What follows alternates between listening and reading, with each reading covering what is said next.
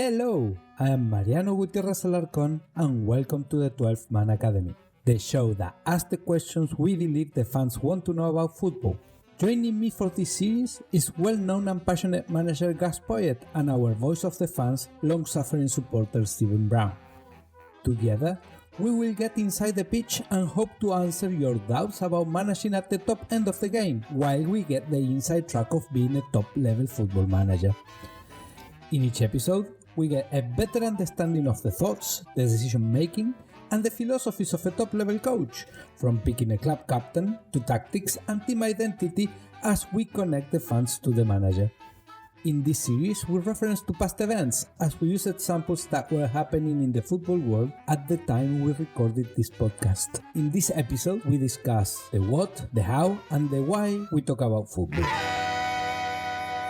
I think we should talk more about football. I think this is a great podcast to talk about football for the fans, so they understand the position where the coaches they are, and also to try to convince more people to ask these questions to the coaches and not to go always with the VAR, to go with the reaction of Ronaldo, to go with the negative, because there is plenty of things that we can talk that fans would like to know, and we talk about that, Mariano, many times in the car after the game, because I think they would like to know. And it's not only about the books, writing a book. It's about explaining situations that they are happening and that they can see in the moment maybe, and they can understand the situation and that moment. You know, even if it's, like I said, is wrong or a decision is wrong, it's important that the fans they understand that there is a reason behind. I think also what we have to get to, and I think what football clubs don't understand, is the fans. So for me, there's a lot of times where there's a relationship in the fact that we're on one side of a fence. Let's say it's a fence, it used to be a fence. And what we expect from the people in front of us to what is expected by their manager, their coach, their chairman, their director of football, two different things. We are living a different life of football. It is something else that will always run through us in a different way. Your view of football, I think, as a player, top coach, international, is slightly different. I believe your knowledge of the game to my knowledge of the game, and what it means when you're watching the game, what it means to me. So everyone, you both enjoyed yesterday's match. I have suffered Tottenham Hotspur since I was 7 years old. And that yesterday, I was so quick, ready to go, that's it. This is finally, I've had enough of this now. Because it means something different. You looked at it differently. You see it from a coach's perspective and a player's perspective. I saw it as we've done it again.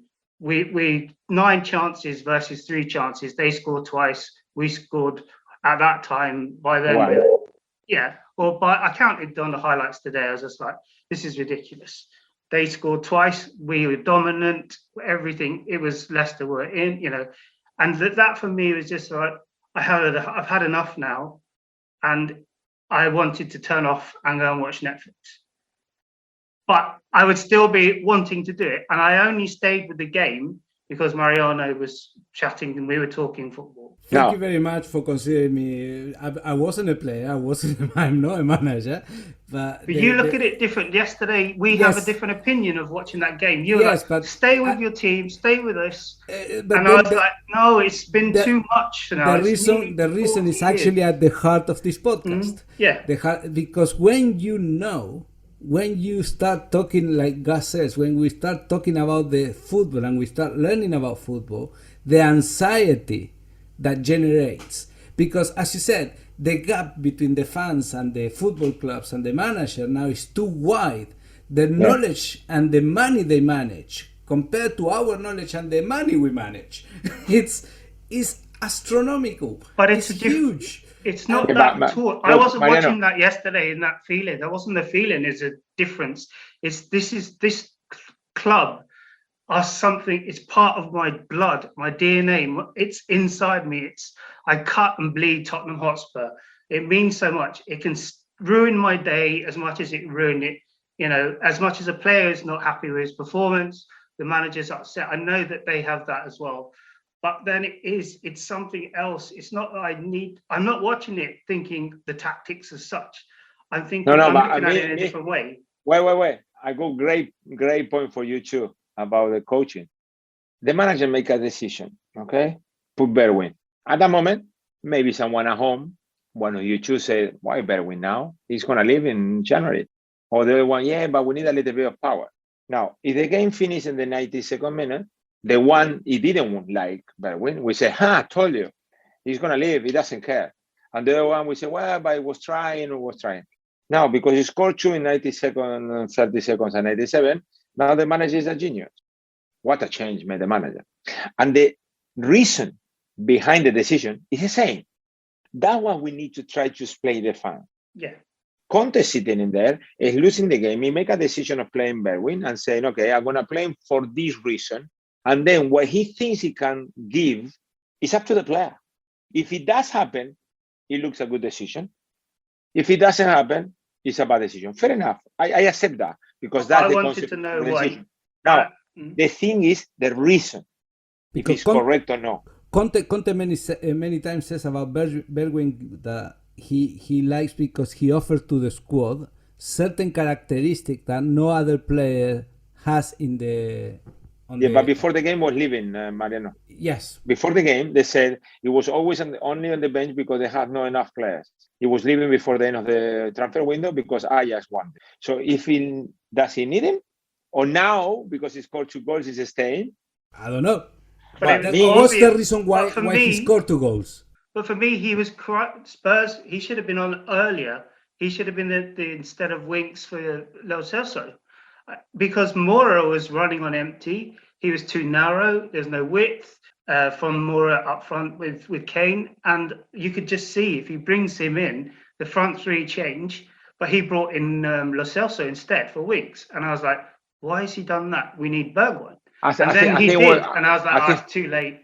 I think it was trying to control the game because he was losing the control. And to control the game, it should be on paper better than Lo Celso than Bergwijn. Now, again, that's a reason. That doesn't mean that you're correct. Sometimes it's a game you lost control and you put your best player on the bench to control the game. And then he doesn't get the ball because it doesn't depend on him, depending on the team. And then you spend that change, or you put someone for no reason because you're not having the ball. The idea, I understood, it was, okay, I understand why he's doing it. I go backwards. And I know that with the newspaper of Monday, we say in Spanish, with the newspaper of Monday, it's too easy. Doherty on the right is a different player than Doherty on the left. We know that. For some reason, he needed to play a couple of games on the left, and it was struggling. I was happy for Doherty as a coach, as a football person, because I think he had a decent game. I even created the second goal action because that's his game.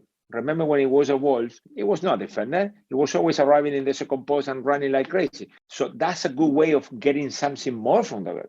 But for that, the team needs to play in a certain way. Because if you don't play enough for him to arrive, then he cannot do what he does best. Even if he looks a little bit so-so sometimes, it's because it depends on the team. I said to you, I play for River in Uruguay, Grenoble, Zaragoza, Chelsea, Spurs, and the national team. It's a team. Not because it's a national team, it means that it doesn't count as a team. From the 6 clubs I play, or the 6 teams I play, the worst for my style, it was my national team.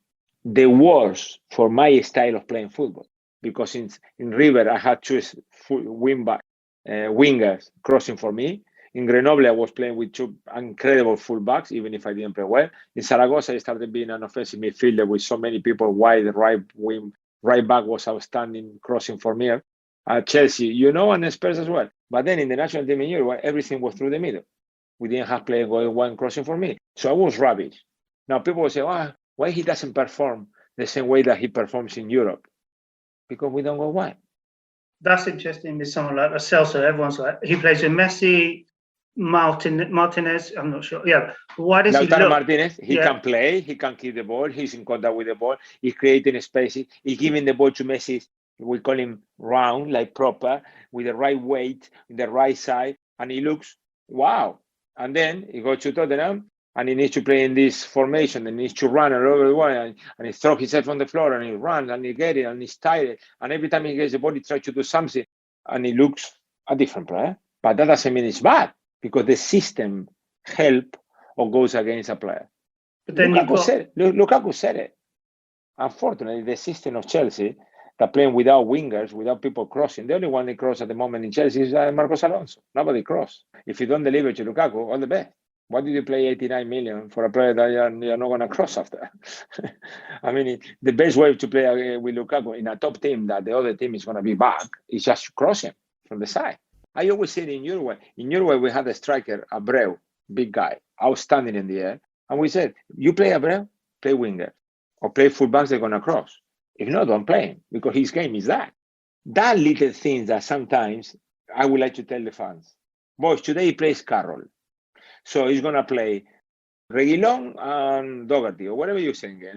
Why Bergwijn and left Moura. Why? Because he's playing Carroll, and we need to cross.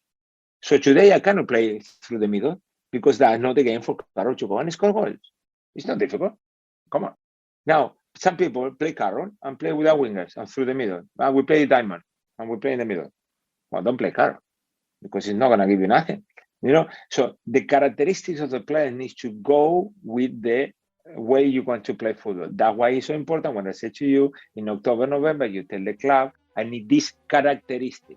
I don't need this player. I don't need this name. I don't need this nationality. I need this characteristic, no doubt, 100%. Thanks for joining us at the 12 Man Academy today. We hope we gave you a better understanding about the what, the how, and the why we talk about football. If you enjoyed this podcast, please subscribe to the series, leave a winning review or a 5-star rating on the platform you're listening on. And do not forget to check our website at www.12asintheword-man-academy.com and let us know what would you like to know. If you would like to sponsor this podcast, please email us to sponsors@the12manacademy.com. See you next time at the 12 Man Academy.